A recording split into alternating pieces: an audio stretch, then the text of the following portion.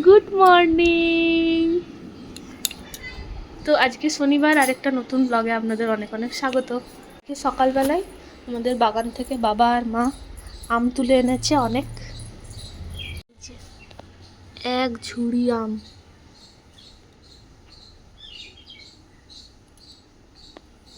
আমগুলো তুলে নিয়েছে কেন? ওগুলো নষ্ট হয়ে যাচ্ছিল। নষ্ট হয়ে যাচ্ছিল মানে আওতাতে নষ্ট হয়ে যাচ্ছিল, আম পোকায় খেয়ে নিচ্ছিল। ও, আম পোকায় খেয়ে নিচ্ছিল। যাই হোক, আর এই যে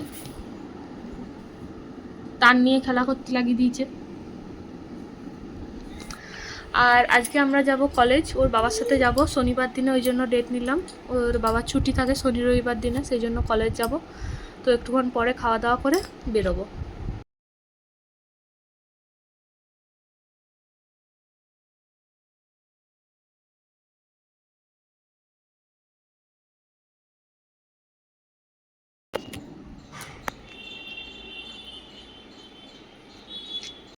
সৌভিক চলে এসেছিলো, তারপর ছেলের সঙ্গে একটু খেলে নিচ্ছিল। আর এখানে আমিও পুরোপুরি রেডি হয়ে গেছি আর আমরা বেরিয়ে পড়েছি। আর আমার কলেজটা যেহেতু একটু গ্রাম সাইডে, সেই জন্য রাস্তাটা খুবই সুন্দর।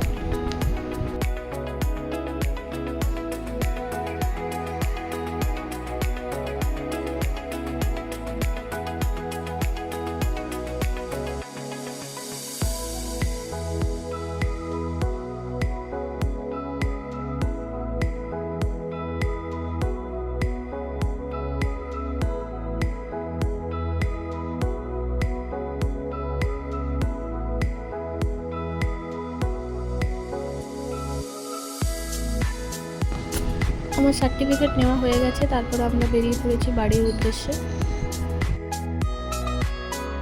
এসছি, টোটাল 2 ঘন্টা লাগলো, মানে ওই 10:30টায় বেরিয়েছিলাম, 12:30 বাজছে, 12:30টার সময় বাড়ি চলে এসেছি। বাসে করে যেতে গেলে আরও সময় লাগতো।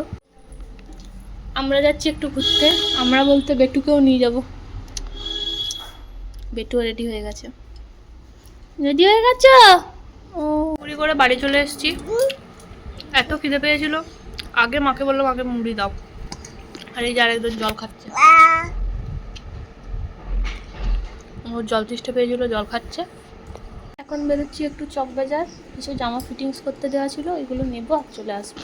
আর আজকের ওয়েদারটা খুবই সুন্দর ছিল।